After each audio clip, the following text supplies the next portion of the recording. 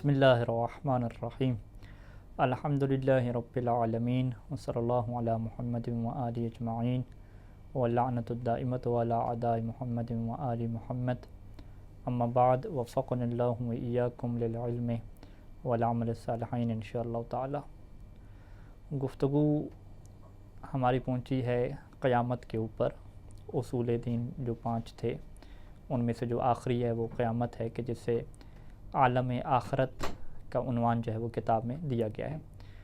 یعنی آخرت کی دنیا۔ پہلا سوال یہ ہے کہ عالم آخرت یا معاد سے کیا مراد ہے؟ جواب یہ ہے کہ معاد سے مراد یہ ہے کہ ایک دن ایسا آئے گا کہ جب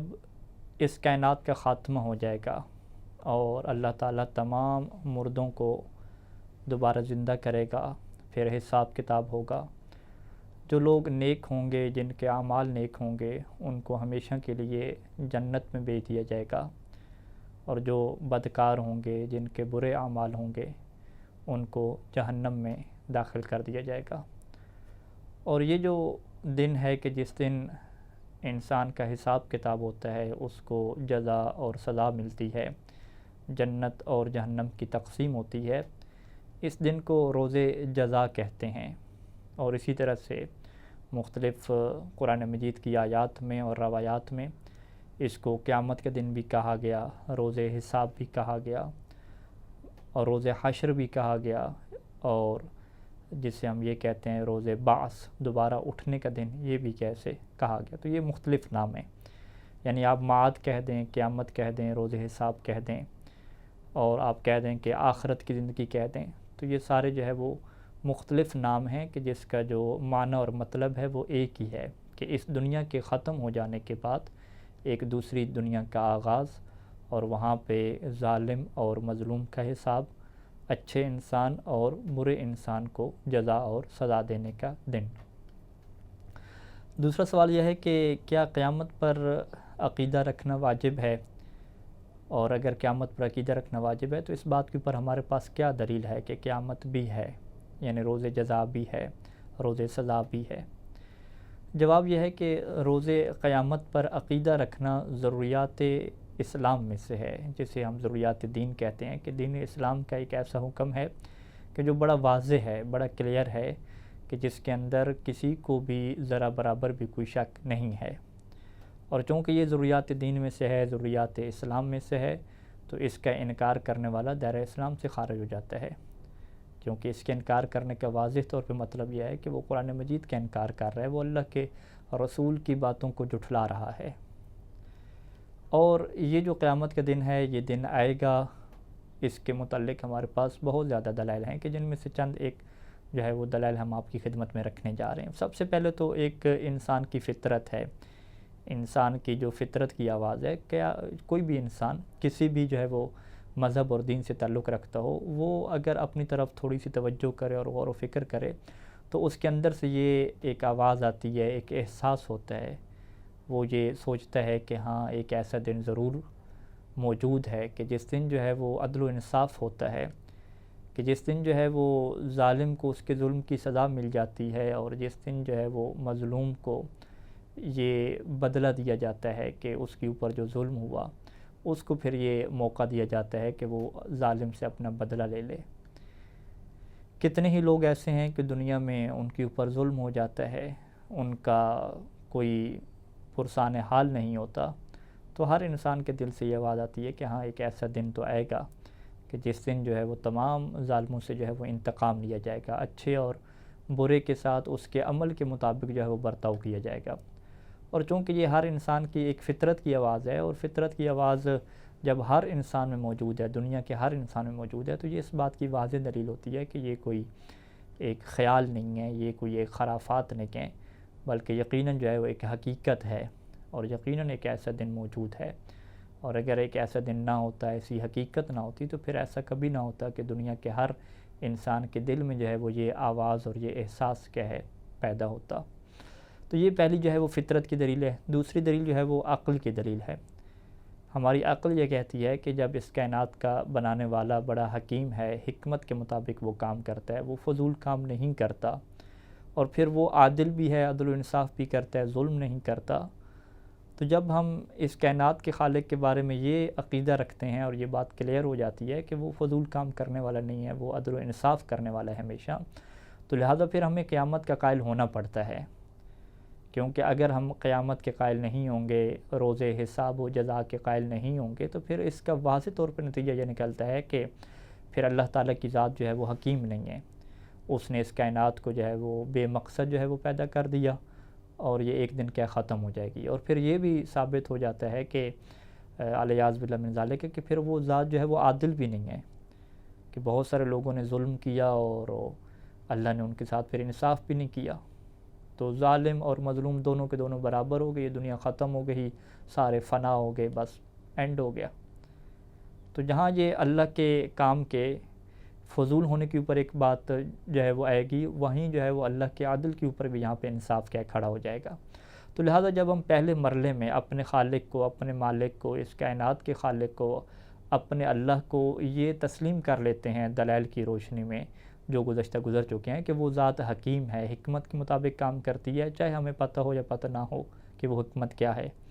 اور اس کا پایا جانا اس کے اندر یہ صفات ثبوتیہ میں سے ہے، اور صفات سلبیہ میں سے ہم یہ ثابت کر چکے ہیں کہ وہ ظلم نہیں کرتی، ہمیشہ عدل و انصاف کرتی ہے۔ تو لہٰذا جو ہے وہ ہمیں پھر یہ ماننا پڑتا ہے کہ ہاں، اگر اس کائنات کو ہم فضول مان لیتے ہیں اور ہم یہ کہتے ہیں کہ ظالم اور مظلوم ایک جیسے ہو جائیں گے، تو یہ پھر اللہ کی عدالت کے اوپر، اس کی حکمت کے اوپر کیا سوال پیدا ہو جائے گا کہ پھر صفات ثبوتیہ اور صفات سلبیہ کے تحت جو ہم نے دلائل دیے تھے، اس کے تحت جب ہم اس کی تھوڑی سی تجزیہ اور تحلیل کریں گے، تھوڑا سا غور و فکر کریں گے، تو یہ بات بڑی واضح ہو جائے گی کہ ہاں، ہمیں قیامت کو جو ہے وہ ماننا پڑے گا۔ اور قرآن مجید میں ارشاد ہوتا ہے سورہ 7 کی آیت نمبر 28 میں کہ ام نجعل الذین آمنوا وعملوا الصالحات کالمفسدین فی الارض ام نجعل المتقین کالفجار، کہ کیا ہم ایمان لانے والے اور نیک عمل انجام دینے والوں کو زمین میں فساد کرنے والوں جیسا بنا دیں گے، اور متقی اور پرہیزگار جو ہوں گے ان کو فاسق اور فاسق جیسا قرار دیں گے؟ یعنی قرآن نے واضح سوال اٹھایا کہ ایسا تم کیسے سوچ سکتے ہو، ایسا نہیں ہو سکتا۔ ہم دونوں کے درمیان، فاسق اور فاجر انسان اور ادھر سے نیک اور پرہیزگار انسان کے درمیان کبھی ہم برابری کا سلوک نہیں رکھیں گے، اور یہ تبھی ہو سکتا ہے کہ جب ہم ایک ایسے دن کے قائل ہوں کہ جو اس دنیا کی طرح کا دن نہیں ہوگا، ایک اور دن ہوگا کہ جس دن پھر یہ ہر کسی کے ساتھ جو ہے وہ انصاف ہوگا اور ہر کسی کو جو ہے وہ اس کے کیے کا بدلہ ملے گا۔ تو لہٰذا جو ہے وہ اگر ہم اس قیامت کو نہیں مانتے تو پھر یہ ماننا پڑے گا کہ ظالم اور مظلوم، فاسق و فاجر، نیک و بد، سارے جو ہے وہ برابر ہو جائیں، سارے فنا ہو جائیں، کسی کے درمیان کوئی بھی فرق جو ہے وہ پیدا نہ ہو سکے۔ اور اسی طریقے سے جو ہے وہ اگر آپ تھوڑا سا اور بھی غور کریں گے تو یہ بات بھی بڑے واضح ہو جاتی ہے کہ اتنی بڑی کائنات جو ہے وہ اللہ نے ایسی بنا دی، انسان کو ایسے بنا دیا، بس اس نے فنا ہو جانا تھا، جب فنا ہو جانا تھا تو پھر یہ بنایا کیوں؟ یہ کیوں اللہ نے اس چیز کو خلق کیا؟ اس کے پیچھے پھر حکمت، کوئی حکمت بھی ہمیں نہیں سمجھ آتی پھر تو۔ اور قرآن مجید نے اس چیز کو واضح طور پہ بیان کیا ہے سورہ مؤمنون کی آیت نمبر 115 میں کہ افحسبتم انما خلقناکم عبثا وانکم الینا لا ترجعون، کہ کیا تم یہ گمان کرتے ہو کہ ہم نے تمہیں فضول پیدا کیا ہے اور تم ہماری طرف پلٹ کر نہیں آؤ گے؟ یعنی اگر قیامت کے دن انسان نے واپس دوبارہ زندہ نہ ہونا ہو تو پھر یہ دنیاوی خلقت، یہ دنیا کا پیدا کرنا فضول ہو جائے گا۔ لہذا کوئی بھی حکیم اور عادل انسان بھی اگر ہو تو وہ بھی اگر کوئی چیز بناتا ہے تو اس کے پیچھے بھی اس کا ایک ہدف اور مقصد ہوتا ہے۔ تو یہ پوری دنیا کی خلقت با مقصد تبھی ہو سکتی ہے، انسان کی خلقت مقصد والی تبھی ہو سکتی ہے کہ جب ہم ایک روز جزا کو مانیں۔ تو یہ وہ عقلی دلیل ہے کہ ہماری عقل کہتی ہے کہ اللہ کا حکیم اور عادل ہونا اور ادھر سے قیامت کو نہ ماننا، یہ دو باتیں آپس میں جو ہے وہ میچ نہیں کرتی، لہٰذا یہ دونوں باتیں ایک ساتھ تبھی میچ کریں گی کہ جب ہم قیامت کے عقیدے کو مانیں گے۔ یہ دو دلیلیں ہوگی، فطری اور عقلی دلیل۔ تیسری دلیل جو ہے وہ نقلی دلیل ہے، یعنی جو قرآن مجید کی آیات ہیں اور روایات، اس میں کیا لکھا ہوا ہے۔ تو ہم یہاں پہ مختصر یہ عرض کریں گے کہ نقلی دلیل کے لیے اتنا ہی کافی ہے کہ قرآن مجید میں 1000 سے زیادہ مرتبہ مختلف انداز میں، مختلف لفظوں میں جو ہے وہ قیامت کے روز کا ذکر ہوا ہے، اور اس دن کے انکار کرنے والوں کو توحید کا جو ہے وہ منکر قرار دیا گیا ہے۔ یہ قرآن مجید کی بہت ساری آیات موجود ہیں، تو لہٰذا اس کے اوپر جو ہے وہ یہ اتنی کافی ہے، مزید جو ہے اس کی ڈیٹیل میں کیا ہے نہیں جانا چاہتے۔ سوال نمبر 3 ہے کہ کیا معاد کا اور یہ جو قیامت کا عقیدہ ہے، کیا یہ اسلام کے ساتھ خاص ہے، اور جو اسلام کے علاوہ جو دوسرے مذہب کو اور دوسرے دینوں کو لوگ مانتے ہیں، ان کے اندر یہ چیز پائی جاتی ہے یا نہیں پائی جاتی؟ تو اس کا جواب یہ ہے کہ جتنے بھی آسمانی ادیان ہیں، یعنی عیسائی ہو گئے، یہودی ہو گئے، زرتشت ہو گئے،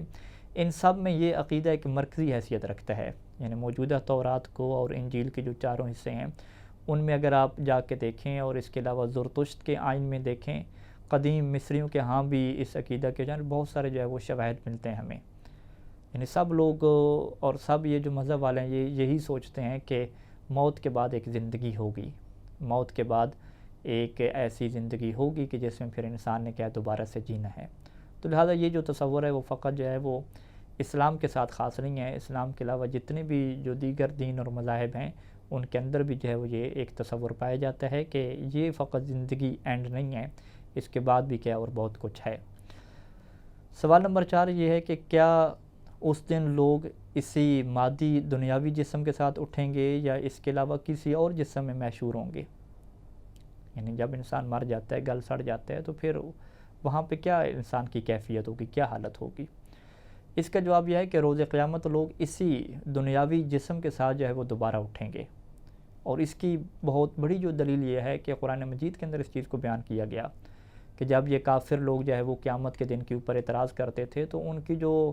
ایک دلیل ہوا کرتی تھی، جو نام نہاد دلیل ہے، وہ یہی ہوا کرتی تھی کہ وہ یہ کہتے تھے کہ یہ جو ہڈیاں گل سڑ گئی ہیں، یہ جو مٹی بن گئی ہیں، کیا اللہ جو ہے وہ دوبارہ ان کو زندہ کرے گا؟ یہ کیسے ہو سکتا ہے؟ تو ان کے جواب میں جو ہے وہ اللہ نے یہ نہیں کہا تھا کہ یہ والا جسم تو نہیں ہوگا، ہم ایک اور جسم کیا اس کی جگہ پہ لے آئیں گے یا کچھ اور چیز کیا ہوگی، یہ نہیں کہا تھا. بلکہ اس کے جواب میں جو ہے وہ فوراً اللہ کی طرف سے یہ جواب آتا ہے قرآن مجید کی آیات میں کہ اللہ انہی گلی سڑی ہڈیوں کو دوبارہ زندہ کرے گا. اور پھر یہ آیت میں ذکر ہوتا تھا کہ وہ اللہ جس نے پہلی بار انہیں خلق کیا تھا وہی جو ہے وہ دوبارہ انہیں کیا ہے عالم عدم سے زیور وجود سے آراستہ کرے گا. اور پھر یوں ان کو سمجھایا جاتا تھا کہ جو خدا انہیں پہلی بار بنا سکتا ہے کہ جب یہ کچھ بھی نہ تھے، بالکل جو ہے وہ عدم تھا، کچھ بھی نہ تھا، اس وقت اللہ نے اسے بنا لیا تھا، ابھی تو یہ پھر بھی کیا راکھ ہے، ہڈیاں تو ہیں، تو لہٰذا دوبارہ ان کو بنانا اللہ کی کیا ہے قدرت میں موجود ہے. اور سورہ یاسین میں ہم اس چیز کو جو ہے پڑھتے ہیں 79 نمبر آیت سے جو ہے وہ 78 نمبر آیت میں 79 نمبر آیت میں کہ قال من یحیی العظام وہی رمیم قل یحییھا الذی انشأ اول مرہ وہو بکل خلق علیم. کہ اس اعتراض کرنے والے نے جب یہ کہا کہ کون ہے جو ان ہڈیوں کو بوسیدہ ہونے کے بعد زندہ کرے گا، تو اے اللہ کے رسول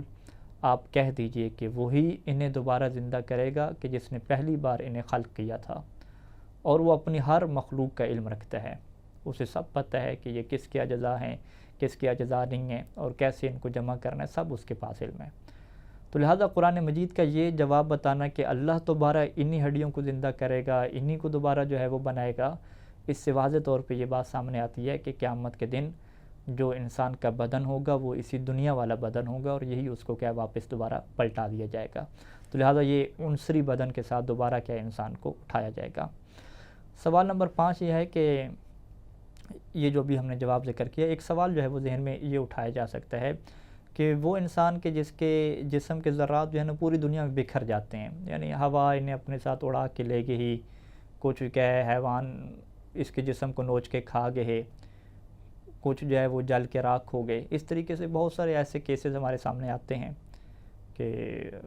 مردار جو ہے وہ جو پرندے ہوتے ہیں وہ کھا لیتے ہیں اس کو. تو ایسی صورت میں جو ہے وہ پھر دوبارہ اس انسان کو کیسے زندہ کیا جائے گا؟ اس کے اجزاء تو جو ہے وہ ختم ہو گئے، ادھر ادھر پھیل گئے. تو اس کا جواب بھی واضح ہے کہ یہ سوال تبھی پیدا ہو سکتا ہے کہ جب ہم اللہ تعالیٰ کے علم کی یا اس کی قدرت کی کوئی حد معین کریں. ہم کہیں کہ جی اللہ کا جو علم ہے اور اس کی قدرت ہے اس کا بڑا دائرہ محدود ہے. اگر اس طرح سے ہو گیا کہ کوئی جانور اور پرندے کھا کے لے گئے، کوئی سمندر میں بہہ گیا، اجزاء ہوا میں بکھر کے چلے گئے، تو پھر جو اس کی قدرت سے کام جو ہے وہ باہر چلا جائے گا. اگر ایسا کوئی تصور کرے تو پھر یہ سوال اٹھا سکتا ہے. لیکن جب وہ ذات جو ہے وہ عالم مطلق ہے، قادر مطلق ہے، کچھ چیز بھی اس کے علم سے چھپی ہوئی نہیں ہے، کوئی چیز بھی اس کے قدرت سے باہر نہیں ہے، تو پھر وہ یہ بھی بہتر جانتا ہے کہ اس کے جسم کے اجزاء کہاں کہاں پہ پھیل گئے ہیں اور انہیں دوبارہ جمع کر کے کیسے جو ہے اسے خلق کرنا، یہ سب اس کے لیے جو ہے وہ بڑا آسان ہے. اس میں کسی قسم کی کوئی مشکل کا تصور ہم نہیں کر سکتے. سوال نمبر 6 کہ معاد کا عقیدہ رکھنے سے انسان کی زندگی میں کیا تبدیلی رونما ہوتی ہے؟ انسان جو قیامت کو مانتے ہیں، دوسری زندگی کو مانتے ہیں، ان کے لیے یہ جو زندگی ہے، یہ جو ابھی دنیا کی زندگی ہے، اس میں کیا تبدیلیاں واقع ہوتی ہیں؟ تو اس کا جواب یہ ہے کہ قیامت کے عقیدہ کو جو بندہ مانتا ہے اور دل سے یقین رکھے ہوئے ہے کہ ایک دن قیامت کے آئے گا اور آخرت ہوگی، تو اس انسان کی جو ساری زندگی ہے نا، یہ بدل جاتی ہے مکمل. اس کے جو رہنے سہنے کے طریقے ہیں، اس کی جو سوچ ہے، یہ ساری چیزوں میں کیا تبدیلیاں پیدا ہو جاتی ہیں. اور 2 اہم تبدیلیاں جو ہے وہ ہم آپ کے سامنے جو ہے وہ ذکر کرنے لگے ہیں. سب سے جو بڑی تبدیلی قیامت کے عقیدہ کی وجہ سے، آخرت کی ایک زندگی کا عقیدہ رکھنے کی وجہ سے انسان کی زندگی اوپر آتی ہے، وہ اس کے دل کا اطمینان اور سکون ہے، جسے ہم قلبی اطمینان کہتے ہیں. کہ جو انسان آخرت پر عقیدہ نہیں رکھتا، وہ اس دنیاوی زندگی کو بے مقصد سمجھتا ہے، بے ہدف سمجھتا ہے. وہ یہ کہتا ہے کہ کبھی میں فنا ہو جاؤں گا، ختم ہو جاؤں گا، سب ختم ہو جائے گا، کچھ بھی باقی نہیں رہے گا. یہی وجہ ہے کہ اس انسان کو جب دنیا میں کچھ مل نہیں پاتا، جسے وہ چاہ رہا ہوتا ہے وہ اسے نہیں مل پاتا، اور جو وہ اس کے ہدف اور مقصد ہوتے ہیں ان کو وہ پورا نہیں کر پاتا، تو یہ ایسا بندہ جو ہے وہ ٹینشن اور ڈپریشن کا شکار ہو جاتا ہے. اور پھر وہ اس کے لیے یہ پرابلم بھی نہیں ہوتی کہ اپنے آپ کو ختم کر لیتا ہے. یعنی وہ جب یہ سوچتا ہے کہ میں نے ویسے ہی مر جانا ہے، اس کے بعد ہے بھی کچھ نہیں، تو ابھی سے میں مار لوں اپنے آپ کو، کیوں میں یہ ٹینشن کی زندگی جی رہا ہوں. تو اس طرح سے خودکشیاں ہوتی ہیں، ڈپریشن بڑھتی ہے، دلی اطمینان ختم ہو جاتا ہے. لیکن اس کے مقابلے میں وہ انسان جو اس دنیاوی زندگی کو ایک عارضی زندگی سمجھتا ہے اور کہتا ہے کہ یہ زندگی تو ایک امتحان کی طرح ہے، یہاں پہ مشکلات کو سہ کے ہم نے آخرت کی زندگی تک جو ہے وہ پہنچنا ہے، تو پھر یہ زندگی اس کے لیے اطمینان بخش ہو جاتی ہے اور وہ بڑا مطمئن ہو جاتا ہے. وہ کہتا ہے کہ ایک دن ضرور ایسا آئے گا کہ ہر مشکل سے نجات مل جائے گی، اور ضرور ایک ایسا دن آتا ہے کہ جب تاریکی کے بعد جو ہے وہ روشنی آتی ہے، رات کے بعد جو ہے وہ دن آتا ہے. تو لہٰذا یہ جو امید ہے، یہ جو یقین ہے، یہ اس کی زندگی کو بدل دیتا ہے، اور مشکلات کے باوجود بھی یہ انسان بڑی آسانی کے ساتھ زندگی بسر کرتا ہے، اور انسانیت کی خدمت اپنی تعلیم اور علم کی بدولت اور جو بھی اس کی تحقیق ہے، جو بھی ریسرچ ہے، اس میں بڑا مطمئن طریقے سے جو ہے وہ دنیا کو فائدہ پہنچاتا ہے، انسانوں کو کیا فائدہ پہنچاتا ہے. اور اس دنیا کے بعد جب دائمی زندگی اس کو نصیب ہوگی، تو لہٰذا وہ اس وقت بھی جو ہے وہ اللہ کا شکر ادا کرے گا، اور اسی وجہ سے جو ہے وہ یہ زندگی وہ مشکل سے گزار دیتا ہے کہ مجھے ہاں ایک سکون کی زندگی کیا ہے بعد میں ملے گی. تو یہ وہ پہلا جو ہے وہ فائدہ ہے اور پہلی تبدیلی ہے کہ انسان کی زندگی جو ہے وہ مشکلات اور پریشانیوں میں بھی پرسکون کیا ہے زندگی ہو جایا کرتی ہے. دوسری زندگی جو ہے وہ دوسرا جو فرق ہے، دوسری جو تبدیلی ہے قیامت کے عقیدے کی وجہ سے انسان کی زندگی میں رونما ہوتی ہے، وہ احساس ذمہ داری ہے. جو آدمی قیامت پر یقین رکھتا ہے تو وہ پھر ہر کام میں یہ سوچتا ہے کہ کہیں وہ کام غلط نہ ہو، کہیں اس کام کی وجہ سے اس کی آخرت کی زندگی تباہ نہ ہو جائے، کہیں وہ گناہ کا مرتکب نہ ہو جائے. اسی طرح سے وہ سوچتا ہے کہ کہیں ایسا نہ ہو کہ میں کسی واجب کو چھوڑ بیٹھوں. یعنی وہ اپنے تمام عمل پہ اور اپنی تمام ایکٹیویٹیز پہ پھر نگاہ رکھنا شروع کر دیتا ہے، اور اپنی ذمہ داریوں کو پھر پورا کرنا شروع کر دیتا ہے. اور اگر جو ہے وہ کوئی گناہ کر بھی بیٹھے تو فوراً جو ہے وہ اسے سدھارتا ہے، توبہ کی طرف بڑھتا ہے، اور اپنے آپ کو جو ہے وہ سنبھال لیتا ہے اور صحیح کر لیتا ہے. لیکن اس کے مقابلے میں وہ انسان جیسے قیامت کا کوئی یقین نہیں ہے،